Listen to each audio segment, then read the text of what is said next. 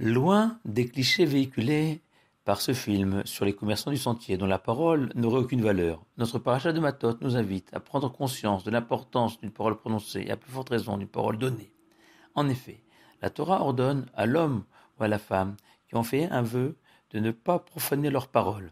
Et on peut remarquer que la Torah ne dit volontairement pas qu'on doit être fidèle à son vœu. Non, la Torah insiste sur la parole, fondement du vœu, signifiant ainsi qu'un homme qui, par exemple, aurait fait vœu de faire un don à la synagogue et ne l'aurait pas honoré, ce n'est pas par avarice, c'est uniquement parce que l'homme ne mesure pas la valeur d'une parole. Et la Torah dit, Lo yachel, il ne profanera pas sa parole, de la racine chol, selon Rashi, ce qui est vide de contenu et de sens. Et l'Arizal en déduit qu'une parole est à la fois porteuse de sainteté et à la fois dotée d'une force incroyable. Et ne pas la respecter, c'est la vider de cette sainteté et lui faire perdre cette force. Et l'Arizal rajoute que chaque parole peut avoir des effets remarquables sur les mondes spirituels supérieurs. Mais si cette parole est bafouée, elle peut au contraire y occasionner des dégâts. Concernant la force d'un mot, le Talmud explique que l'Éternel a conclu une alliance avec les lèvres d'un homme dont les paroles sont frappées en permanence du sceau de la vérité.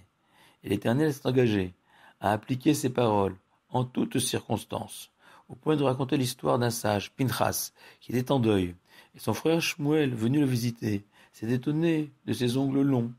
Et Pinchas lui a alors rétorqué, sans aucune mauvaise intention, « Et toi, Shmuel, si tu étais en deuil, tu te serais permis de te faire beau en te coupant les ongles ?»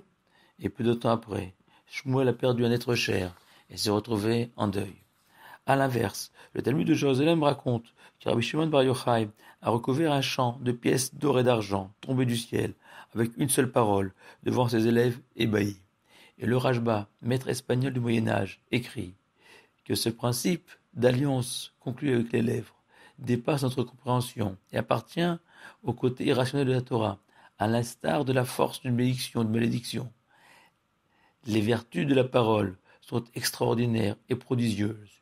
Et nous pouvons remarquer qu'en ouverture du jour le plus important de l'année, le jour de Kippour, dans toutes les communautés du monde entier, nous demandons solennellement à l'Éternel, dans la prière du Kol Nidré, de nous pardonner d'avoir manqué à notre parole, de l'avoir profanée. Et car, en retrouvant le bon usage de la parole, nous ouvrons ainsi les portes de la Teshuvah en ce jour sacré. Shabbat Shalom à vous tous et bonnes vacances.